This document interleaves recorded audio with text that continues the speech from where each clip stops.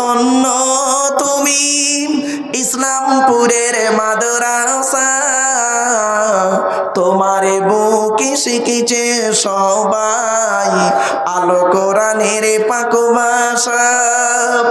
ছোট ছোট ছেলে মেয়ে বুকে কিতাব লইয়া সাজ সকালে আসছে তারা, তোমায় তারা জানিয়া।